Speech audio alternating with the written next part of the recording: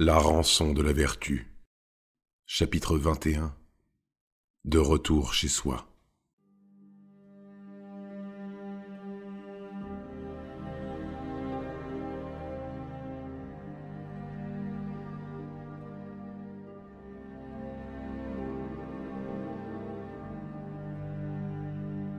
En entrant dans la chambre, Clémence s'immobilisa. Une bête sauvage semblait s'y être déchaînée, en voyant valdinguer le mobilier et les cadeaux aux quatre coins de la salle. Le sol était jonché de bris de verre, trempés de vin, dans lequel baignaient fruits secs et pâtisseries. Guillaume tenta tant bien que mal de rester évasif quant aux responsables du Capharnaüm, mais sans succès. En moins d'une minute, Clémence avait deviné l'identité du coupable. C'était l'évidence même. Depuis toujours, il n'y avait qu'un sujet que son mari éludait pour éviter les disputes, le même qui posait sans cesse problème. Olgierd. Sans mot dire, la vieille femme se mit à ranger la chambre, gardant pour elle le ressentiment grandissant qu'elle éprouvait pour le subalterne de son époux. Guillaume se redressa sur son lit pour attraper ses béquilles. « Laisse-moi t'aider !» Clémence le foudroya du regard. « Ne sois pas ridicule, qu'est-ce que tu pourrais faire ?» Guillaume se sentit bête et impuissant. Elle avait raison. Dans un silence pesant, il observa son épouse ramasser les morceaux de tourte au crabe gorgés de vin. Son mutisme ne présageait rien de bon et laissait deviner les noires pensées qu'elle ruminait. Malgré son interdiction, Olgierd lui avait désobéi. Encore. Pour ne rien arranger, son mari semblait toujours plus soucieux et concerné par son sort, à tel point qu'elle s'en trouvait plus exaspérée que jamais, forcée de constater l'homme qu'elle aimait délaisser les siens au profit de cet irrécupérable fauteur de troubles. Elle avait bien nourri quelques espoirs, après la terrible blessure de Guillaume, de le voir enfin revenir vers elle et sa fille. Mais même après avoir perdu sa jambe, son mari s'obstinait sur cette voie que Clémence pensait sans issue. Olgierd était incorrigible, et Guillaume aveugle. Prise au piège entre ses sentiments contraires pour son époux, Clémence en vint à la conclusion qu'elle redoutait depuis longtemps. Jamais son mari n'exclurait Olgierd de leur vie. Il était temps pour Guillaume de quitter l'hôtel des Miséricordes. À sa demande, Clémence refusa les propositions qu'elle avait reçues des hommes de la garde qui souhaitaient lui prêter main forte pour le ramener chez lui. Le vétéran, trop fier ou trop orgueilleux pour se laisser porter, quitta sa chambre sur ses béquilles. Il parvint difficilement à la sortie, où il fut accueilli par la lumière aveuglante et la chaleur poisseuse de cette nouvelle journée d'été. En nage, le capitaine manqua de trébucher dans l'escalier qui dévalait le seuil du bâtiment, et atteignit d'un pas peu assuré la charrette qui l'attendait pour le reconduire. L'homme à son bord était un fripier engagé par Clémence, qui avait accepté de leur venir en aide moyennant finance. Le colporteur fit une grimace condescendante, à peine dissimulée, lorsqu'il observa la vieille femme soutenir l'infirme, tandis qu'il s'acharnait péniblement à se hisser dans la caisse du tombereau. Finalement, plus par impatience que par empathie, le conducteur descendit pour les épauler. Sur leur chemin, Guillaume supporta avec dignité les yeux des badauds qu'ils croisèrent au fil des rues. Au détour d'un virage, il capta le regard d'un mendiant perché au sommet d'un tonneau. Lui aussi était estropié. Il portait un pantalon usé pour seul vêtement, dont l'une des jambes était retroussée en un gros ourlet replié sur sa cuisse. Ce qu'il vit dans ses yeux le frappa bien plus que les mines apitoyées ou indifférentes des passants. Guillaume baissa le regard, honteux face à l'air entendu et la compassion indésirée de l'unijambiste.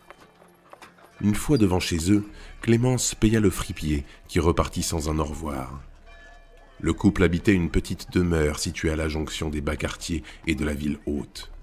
Une vieille maison de pierre blanche, cendrée par la poussière, exiguë et tassée entre deux bâtiments du même acabit, coiffée des sempiternelles tuiles orangées typiques de la Tannelle. L'habitation avait cela de bon que, même durant les jours d'été les plus chauds, l'air y demeurait frais de par l'épaisseur de ses murs. Bâtie dans une rue tranquille, Clémence s'était émerveillée lorsque son époux l'avait achetée à sa demande une quinzaine d'années plus tôt. Guillaume détestait cette baraque. Il ne s'attarda pas dans la rue, car déjà pesaient sur lui les regards du voisinage. Il pénétra à l'intérieur et se rendit dans la salle de vie, au rez-de-chaussée, pour se laisser doucement glisser dans un énorme fauteuil. Clémence ne lui adressa pas un mot et s'affaira à ses tâches domestiques. L'ambiance était maussade. l'atmosphère chargée de reproches. La flamme qui unissait le couple s'était éteinte depuis des années. De par l'état du vétéran, celles à venir s'annonçaient plus difficiles encore car, jusqu'à présent, Guillaume quittait souvent la maison pour fuir les disputes avec sa compagne. Aujourd'hui, il ne pourrait plus les éviter. Certes, il aurait pu faire comme la plupart des hommes et imposer la soumission silencieuse de son épouse par la violence de ses poings ou de la loi. Après tout, le droit était de son côté. Mais Guillaume ne s'y était jamais résolu. Malgré son amertume et ses inimitiés à l'égard de sa femme, le vétéran gardait pour elle le respect né de leur rencontre. Cette estime avait survécu aux années, au quotidien et aux conflits. Quoi qu'il arrive, il se refusait à lui ôter cette dignité, cette fierté qui la caractérisait tant. Guillaume, éreinté par le trajet et les calmants, en vint finalement à s'assoupir dans son fauteuil.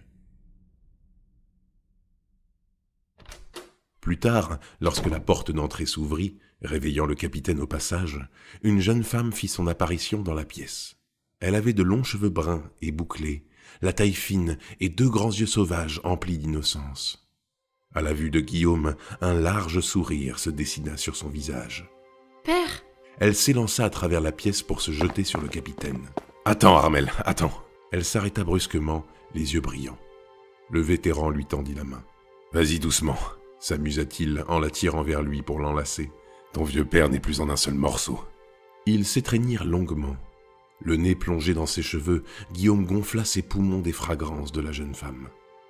Depuis toujours, Armel portait cette odeur florale et fraîche, presque animale. Transporté par ce parfum, il retrouvait sa petite fille d'autrefois. Elle sanglotait, soulagée de voir son père, enfin de retour à la maison. « Qu'est-ce que tu fais ici à cette heure ?» lui demanda Guillaume tandis que la jeune fille se gardait serrée tout contre lui. « C'est maître Lucas. Il m'a laissé quitter l'atelier plus tôt lorsqu'il a appris votre retour. » Guillaume fit un simple son de gorge en guise d'approbation. Armel recula légèrement pour regarder son père, un sourire charmant accroché aux lèvres, et sécha ses larmes d'un revers de main. « C'est un homme généreux, père, je vous l'assure. » C'est un homme qui cherche surtout à marier son fils, et, si possible, à la plus belle jeune fille de la tannelle. Armel laissa échapper un rire argentin. À son éclat, Guillaume sentit son cœur s'éclairer. « Père, croyez-moi, Milon est un garçon tout à fait raisonnable, très respectueux et pétri de bonnes manières. » Guillaume releva un sourcil circonspect. « Et je peux savoir comment tu le connais si bien ?» À nouveau, Armel se mit à rire. « Je le croise de temps en temps à l'atelier, c'est tout. Et mère l'a rencontré, elle ne t'en dira que du bien. » Ce fut à cet instant que Guillaume releva l'absence de sa femme. Sans doute était-elle sortie faire quelques courses. « Ne lui répète pas, mais même si ta mère a de nombreuses vertus, je ne lui fais pas confiance pour ce qui est de choisir un homme. » Guillaume remarqua la mine déçue de sa fille et se pencha pour lui prendre la main. « Ne fais pas cette tête. Je dois encore de l'argent à Lucas. Lorsque je le verrai, nous parlerons de son fils, d'un père à un autre. D'accord ?» Le visage d'Armel s'illumina. « En attendant, ne gâchons pas cet instant avec cette affaire. N'es-tu pas heureuse de me voir ?» La jeune femme leva les yeux au ciel avant de répondre avec euphorie. « Plus que tout au monde !» Armel l'enlaça à nouveau puis s'installa à ses côtés. Elle semblait redevenue enfant et l'assaillit de questions. Guillaume n'eut d'autre choix que de lui accorder son attention, au moins pour un moment. Mais malgré lui, il se désintéressa rapidement de sa fille. Olguerde le hantait. Depuis leur altercation au matin, Guillaume se faisait un sang d'encre. Armel ne remarqua même pas que son père était dissipé. Elle était simplement ravie de l'avoir pour lui. À la voir si enthousiaste déployer son monologue, Guillaume se fustigea intérieurement. Depuis combien de temps n'avait-il pas réellement discuté avec sa fille ? Une bonne partie de l'après-midi fila, et, tandis que le soir arrivait, Armel s'attela à la cuisine. Elle écailla et vida les poissons achetés le matin même, garnit leur chair de légumes et d'épices, puis les mit doucement à dorer sur les grilles au-dessus du feu. À la voir ainsi, s'affairant à sa tâche avec sérieux, Guillaume sentit tomber sur lui tout le poids des années. Il ne l'avait pas vue grandir, et désormais, d'autres hommes la regardaient avec convoitise. Si ce fameux Milon espérait bien obtenir la main de sa fille, Guillaume se doutait également que le père du jeune homme, Lucas, y avait mis son grain de sel. Avoir comme membre de sa famille un capitaine de la garde du berceau n'était sans doute pas pour lui déplaire. Le vétéran se passa la main sur son moignon. Depuis cette terrible nuit sur les quais, de vieux souvenirs refaisaient surface. Rarement au cours de son existence, sa propre mortalité l'avait-elle frappé à ce point. La dernière fois, il n'était encore qu'un jeune batelier, tout juste catapulté sergent. Il étouffa comme il le put ses vieux démons pour se consacrer à des affaires plus concrètes. Son devoir lui imposait de penser à l'avenir et de trouver le meilleur parti pour sa fille. Un jeune homme capable et méritant, honnête et digne, apte à veiller sur elle lorsqu'il ne serait plus. Une perle rare, en somme. La porte d'entrée se fit entendre, et Clémence réapparut. Guillaume l'observa, silencieuse, traverser la pièce pour saluer sa fille. « Où étais-tu » ? J'ai dû passer chez Maître Kuntamond. Il m'a recommandé des baumes à appliquer sur ta plaie, et quelques remèdes pour ta douleur. Il dit qu'il peut nous en avoir un bon prix. Un bon prix ? C'est combien, ça ? Clémence resta muette. Elle fuyait son regard. « Combien » insista Guillaume, plus véhément. 100 de solars, pour un mois de traitement. « Pardon ? C'est une escroquerie !» Clémence sortit le couvert d'une armoire avant de soupirer. « Et pourrait-on savoir de combien d'infirmes ce porche nu profite-t-il » Kuntamon ne t'aime pas, et il a ses raisons, affirma-t-elle en dressant la table. Cependant, ses prix n'ont rien d'exorbitant.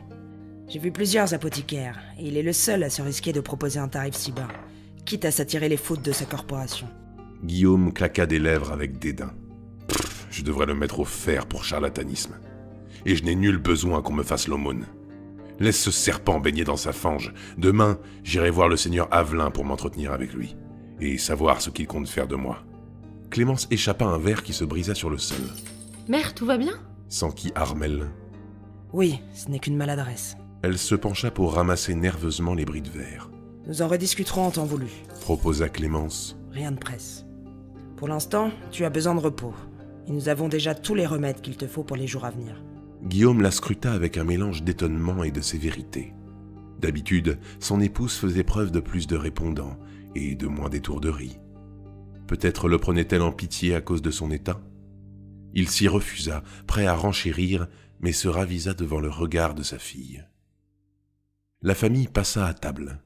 Guillaume et Clémence, installés à l'opposé l'un de l'autre, conservèrent un calme froid et acrimonieux. Armelle, assise entre ses deux parents, abandonna l'idée d'adoucir leur humeur après quelques tentatives infructueuses. Ils se contentèrent donc de manger en silence. Dehors, le feu du ciel disparaissait derrière les maisons, une lueur rouge baignait la rue et filtrait au travers des volets. « Tu ne devrais pas aller voir le seigneur Avelin dès demain, » lâcha subitement Clémence. Armelle et Guillaume suspendirent leurs gestes. « Et pourquoi donc, je te prie ?» Il doit être très occupé après tout ce qui s'est passé. Il a déjà fait beaucoup pour nous ces derniers jours. Donne-toi le temps de te reposer. Plus tard tu iras, mieux ce sera. Il se montrera plus patient et plus enclin à nous aider. Même Armelle trouva étrange le comportement de sa mère. Elle déroulait son discours comme l'on aurait déroulé un rouleau de parchemin. « Avelin me doit bien plus que ça, je te le garantis », affirma le vétéran en buvant une gorgée de vin. « Non, j'ai plutôt l'impression que c'est toi qui ne veux pas que j'y aille. » Clémence posa ses couverts de chaque côté de son assiette et joignit les mains, un regard inflexible plongé dans celui de son époux. Guillaume, lui, eut l'air encore plus suspicieux. Armelle frissonna.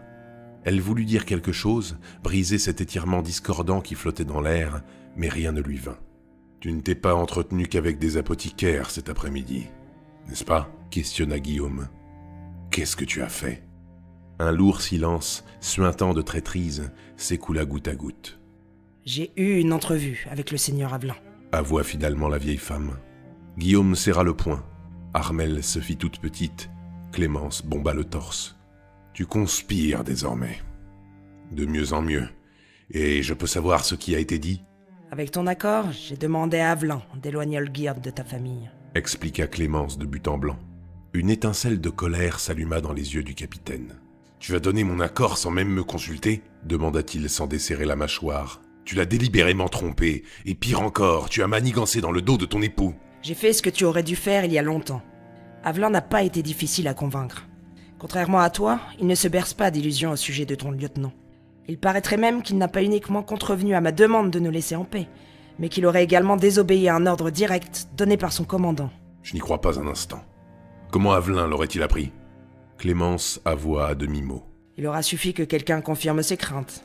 Brusquement, Guillaume balança son verre à travers la pièce. Armel sursauta. « Pauvre idiote, tu sais ce qui l'attend si Yavelin croit à ses inepties ?» Tu sais aussi bien que moi que ce ne sont pas des inepties. Si Olgir ne risquait que sa vie pour te venger, passe encore, mais il met en péril ton avenir, celui de notre famille et celui de ta fille. C'est un chien fou qui ne renonce jamais, et qui n'écoute personne, pas même toi, bien que tu essaies de t'en persuader. Les yeux de Guillaume s'écarquillèrent alors que son épouse susurrait d'un ton sans appel. Il est temps que quelqu'un l'arrête.